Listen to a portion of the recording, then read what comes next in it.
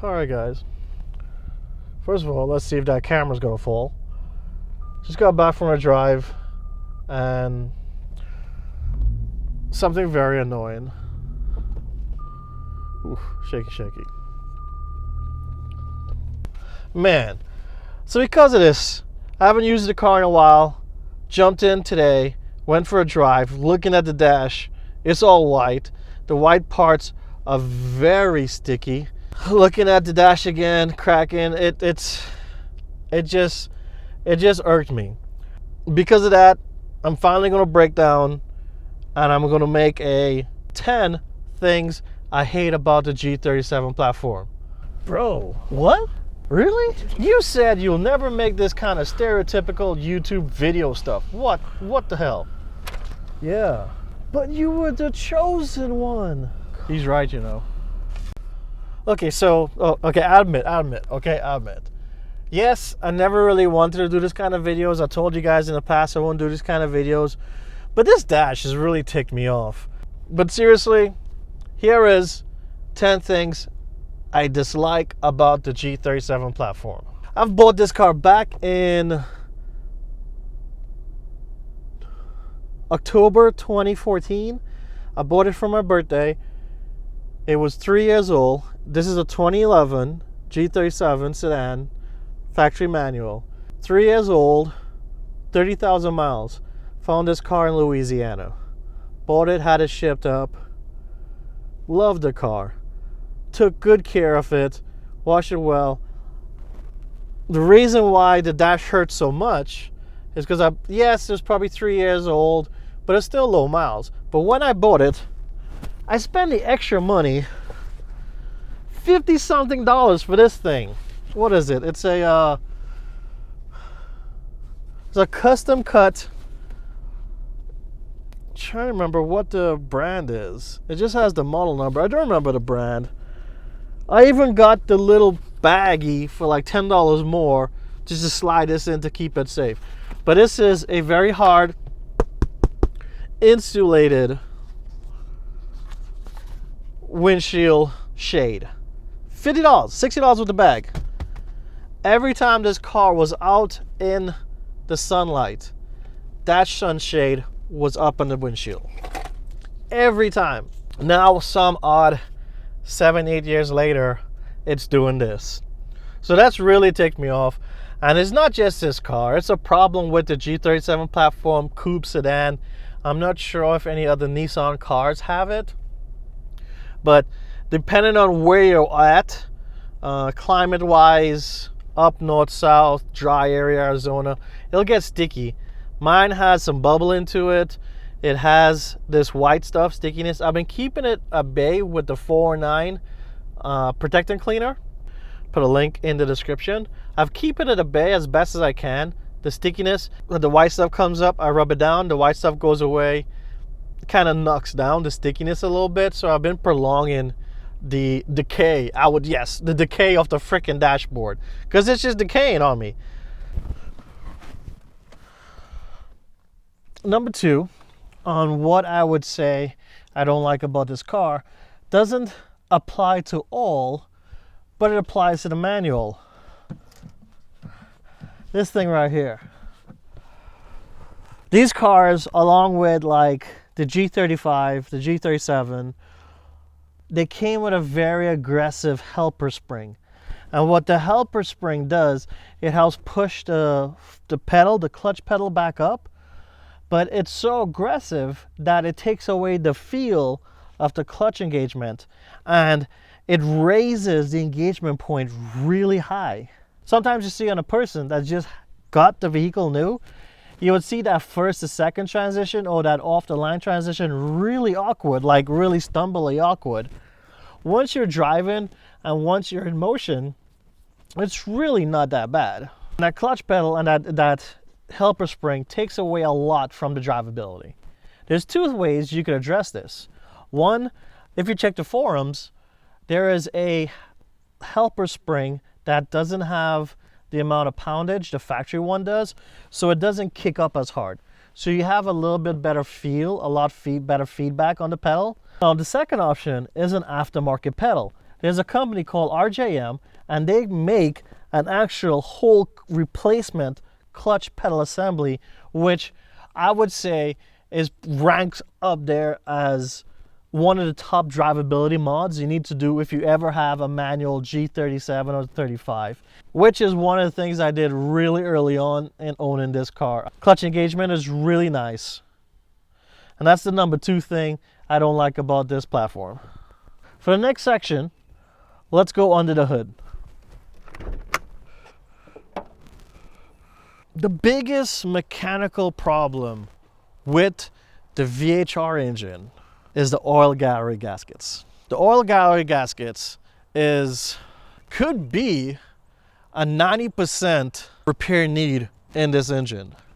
I took care of this engine from very young, oil changes, regular maintenance, everything like that. But even after, what was it, 9 years of the car's life, about 80-something thousand miles, I still needed to do the oil gallery gaskets. So if you're in denial, don't be.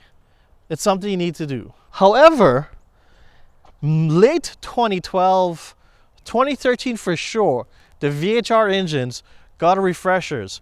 They got a new top intake manifold, and they also got some refreshers and some new items here and there around the engine. One of those items were new material for the gallery gaskets. And so far, those have been lasting. There's a thicker material, it doesn't blow out. But you're asking, what is the gallery gaskets? Behind the timing cover, behind the entire front of this engine, oil galleries that move oil pressure to the solenoids for the VVL control. What's happening is that there are open galleries and there's a plate that bolts on top, and over time the gaskets deteriorate, and when the gaskets deteriorate, the oil pressure blows them out. So because those galleries that passes the oil to the solenoids blow out, you get a drop in oil pressure, and your VVL control, your VVL solenoids cannot actuate properly.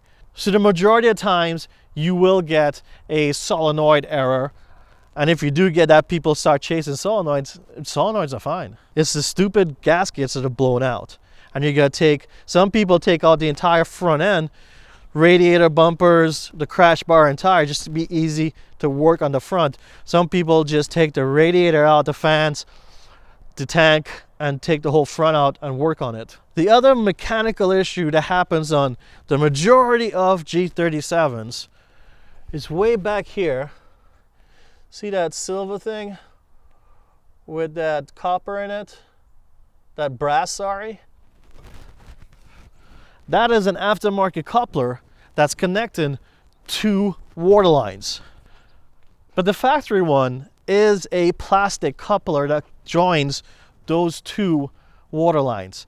Over time, that coupler degrades and literally disintegrates and falls apart, and that coolant line starts spewing everywhere. Everywhere? Everywhere. Drips everywhere, just coolant everywhere. It snaps and coolant sprays everywhere. Keep an eye on your fittings. If you don't have a metal one, you know you have the factory one, and look at replacing it before the car ages too much or mileage is too high. Another hose that gives a problem is you can't really see it, but you see back there, right around there. See that little hose? That doesn't have the spring clamps like how the rest of see how these lines have the spring clamps? These have the worm gear clamps. You see them back there? Because effing with those spring clamps will freaking kill you. I have a video on replacing that hose. That hose is a little hose this long also, but it conjoins two metal lines. For some reason, I guess flexibility or movement, I don't see how the hose, the lines in the back and the lines in front move because they're tethered to the engine, but they have that little hose that connects the two hard lines. The problem with the little hose there, as you can see, the header's right there. And over time, that heating and cooling, cycling, destroys that tiny little hose. And man, it's a pain in the butt to repair. But it is something you have to know of, and it is something you gotta keep an eye on. All right, let's close this hood. Let's go back into the interior, because I want to discuss something else. And you'll kind of get an idea where I'm going with this. We might need to apply power first.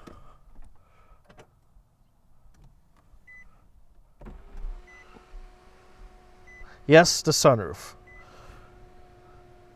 Some of you guys are looking right now and you're like, the dang sunroof. I feel this pain. Yes, you guys, some of you feel this pain because I've seen a lot of issues with the sunroof. The sunroof drain is another thing that affects a lot of people. I'm lucky. I'm one of the few that hasn't affected, possibly because this car is a garage queen and she's been garage kept all her life. But unfortunately, some people park outside and debris and grime, pollen and whatever, you sticks and twigs, those little things, they collect in this channel. They collect all through this channel, all around, and all that muck and grime washes through two small holes on each side. One on this side, one on that side. You can kind of see a tube on that side. That's the sunroof drain. And the sunroof drain comes down, goes down the A-pillar. There's a tube that's inside it, goes down the A-pillar, comes down to a connector into the firewall on both sides. Both sides is two separate runs and it go down to the firewall. In the past, I've washed mine out with some soapy warm water and just force some compressed air through the lines to kind of blow it out, get the debris out. And so far that's really helped. But for some people, they've had to actually scrap the A-pillar, scrap the sides down there, take the glove box out to get to the end of the tube to actually clean out the line and also fix the connector that's going to firewall because it drips and it leaks at that part also. Some overflow and leaks at the topmost position, and you'll see water just comes down the A-pillar and just drips down, and then some just leaks from the bottom here down and just big huge puddles. Huge mold issue, huge funky issue, affects a lot of people. So if your car doesn't have a leaky sunroof yet, I would say run some soapy warm water through it. See if you can get like a air nozzle with a long tip that you could push through the hole and just blow the rest of the debris out. Clean it out, maintain that. Because if you have that leaky issue, it's a pain in the butt, especially if you don't have time to clean it and you park like on the streets or outside. During the rainy months, I've seen some people with puddles in here. It's bad. Now we're back to the outside of the car, and we've gone through 5 main problems with the G37 platform. In the beginning of the video, I said that we were going with 10 issues with the G37. These 5 problems I've outlined in the video and the 5 fixes are the top of the top, the major issues that almost 90% of the vehicles face, except the last sunroof part. That's a little different. Depending on maintenance and how well you upkeep your car, you will have other issues here and there. Parts dying out, parts wearing out, wear and tear. Normal things. But in terms of 10 big problems with the G37 platform, there's not. I don't know what the heck you were expecting, but this is a freaking awesome car. It's an awesome platform, rear wheel drive, 300 wheel horsepower, a little more flywheel, but usability, a few little bolt-ons, you get a nice 300 wheel. There's absolutely nothing I don't like about this car.